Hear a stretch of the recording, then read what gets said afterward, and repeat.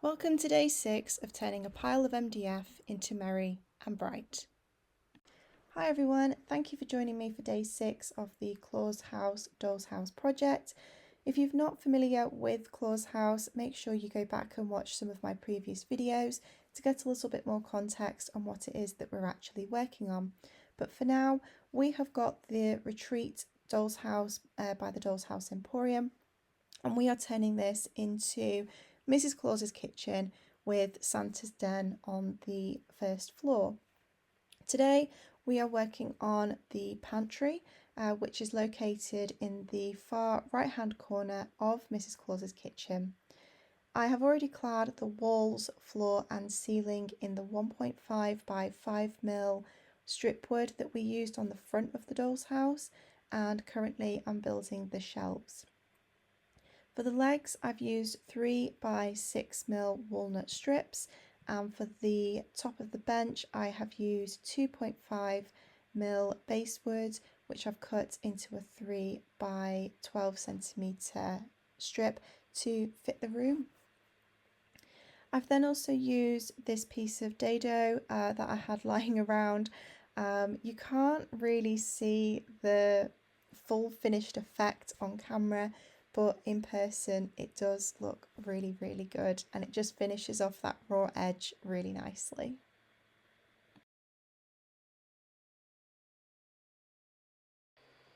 So for some reason I can't find the footage of me making the shelves for the pantry, but to briefly talk you through what I did, I used the same 2.5mm basswood for the shelves.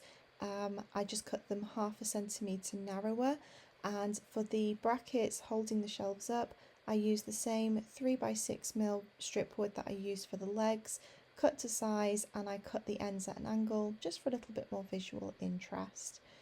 What I'm doing now is I'm drilling the hole for the ceiling light, and I'm using one of my absolute favourite hand tools. This is just a little mini hand drill that I bought from Amazon, but I would just not be without it for my doll's house projects.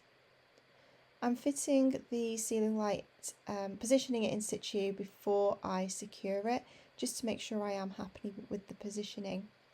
I do remove the sticky foam pad from the light completely before installing, because I find that it just leaves that really thick foam base that you can see once the light is installed. I then go in and install one of the false wall panels. So there are actually going to be 3 wall panels, and this one is on the far left. I did decorate each of the wall panels.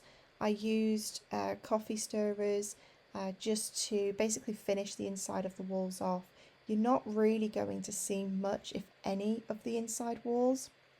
So I didn't want to use my nice walnut strip wood because it's not cheap, and I've got much better uses for it throughout the rest of the doll's house. But I also didn't want to leave the walls bare white or painted, because if you do just happen to see a bit of the wall, I wanted it to look wood clad to match the rest of the room. So I'm just applying wood glue to all of the raw edges, as you can see here, and then I will position the wall in place.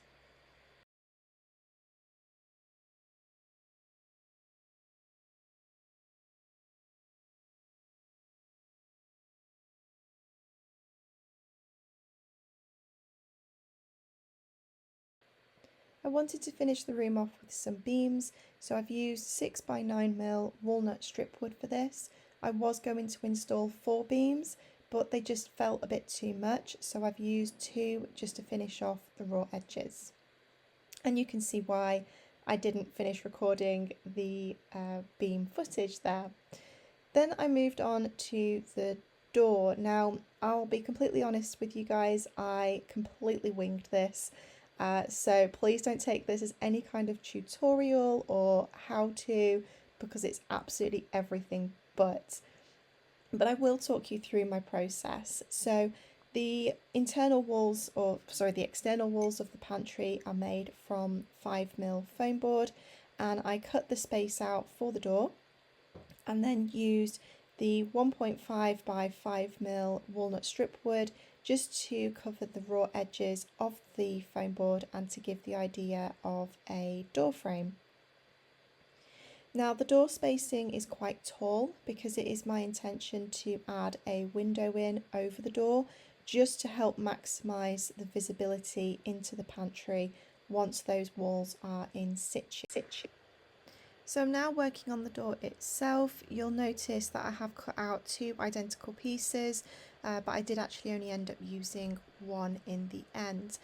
The wood that I'm using is 1.5mm basswood, and it was so thin that the top edge of the door didn't quite manage to hang on when I was cutting out the hole for the window.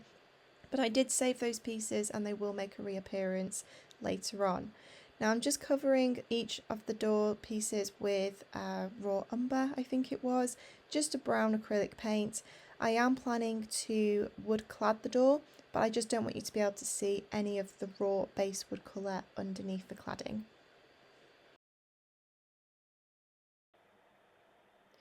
Off camera I applied the glass to the door and I've used acetate? I really don't know how to pronounce that word. If somebody in the comments could kindly tell me how to correctly pronounce that, I would be so grateful. That would be really helpful. Thank you so much. But yes, I applied, we're just going to call it acetate for now. Hopefully I'm correct. But I applied the acetate to the door piece using super glue. And then I finished both sides of the door using the same 1.5 by 5mm pieces of strip wood that I've been using throughout this project so far. I did end up discarding the second door piece that you saw me painting earlier in the video, only because I did a sort of dummy test run and the door turned out really chunky. Now I am aiming for a chunky wooden door that you would typically find within a log cabin, but yeah, all those pieces together just turned out to be way too chunky. It just visually didn't look right to me. So I'm really glad in the end that I discarded that second door piece and that I just opted to finish both sides of the door with these wood strips. It really gave me the look that I was hoping to achieve, and I'm really glad with how the door came out. You'll notice in just a second when I've finished applying the wood strips that I didn't quite get an even amount, in the sense that I couldn't add a new full strip. So I'm separating the strips out a little bit to create just a little bit of a gap between each one. I actually really am happy with this effect. I didn't know if I would like it, but I think it just gives the door that little bit more dimension and detail. And I'm really glad that I painted the base colour on, because otherwise you really would have seen the basswood through the gap. I then painted some 1mm by 1mm strip wood and immediately rubbed the paint off to get a stained look for the window bars. I think they've got a proper name, but I can't think of it right now.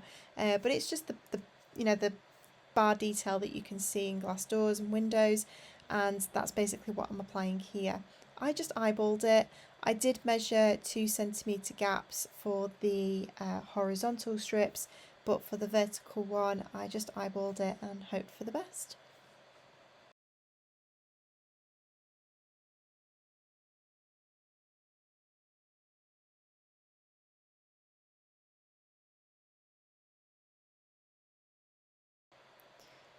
I then went round with more of the 1.5 by 5mm strip wood just to cover any of the raw edges all the way around the edge of the door. If you can't already tell, I would highly recommend getting this thickness of wood for your own toolkit, because I have found it to be so useful throughout this entire project, and I've used it for way more elements than I expected, I'll be honest. I'm so happy with how this door turned out. I absolutely adore it. I hope you like it. I hope you agree. And I really can't wait to see it in situ. And then of course the last step was to make sure that the door would fit in its frame, and I am absolutely delighted to confirm that it does perfectly, and thank goodness.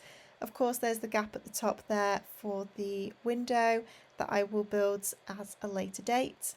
because I think I need to decorate the wall first. So that's all for day 6 of Claus House. Thank you so much for joining me today, and I hope you enjoyed today's progress. Before I go, I just wanted to say a huge thank you to my new subscribers. If you have recently subscribed and you are watching this video, thank you so much. You really put a smile on this girl's face today. I'm looking forward to seeing you all again for day 7 of Claus House, where we make a start on furnishing the pantry, and I would love your input. Please drop me a comment below and let me know what you would like to see on the shelves in Mrs Claus's pantry. See you guys soon. Have a great day. Bye.